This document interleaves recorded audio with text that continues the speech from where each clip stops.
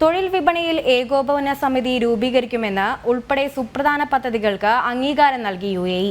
മന്ത്രിസഭായോഗം രാജ്യത്തെ തൊഴിൽ മേഖലയുടെ മത്സരശേഷി വർദ്ധിപ്പിക്കാൻ മാനവ വിഭവശേഷി മന്ത്രാലയത്തെ പുനർസംഘടിപ്പിക്കാൻ യോഗത്തിൽ തീരുമാനിച്ചു. 2021 ആരംഭിച്ച 30,000 കോടി ദിർഹം പദ്ധതിയുടെ പുരോഗതിയും യോഗത്തിൽ ചർച്ചയായി.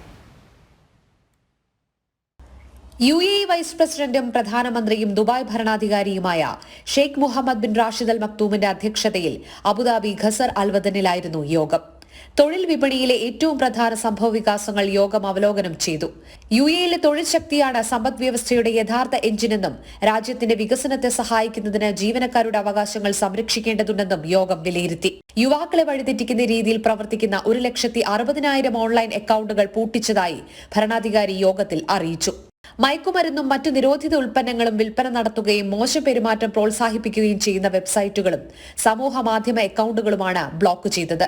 രാജ്യത്ത് നടപ്പിലാക്കിയ തൊഴിലില്ലായ്മ ഇൻഷുറൻസ് പദ്ധതിയിൽ ഇതിനോടകം 70 ലക്ഷത്തിലധികം തൊഴിലാളികൾ ചേർന്നതായി Sheikh Mohammed bin Rashid Al Maktoum വിശദീകരിച്ചു.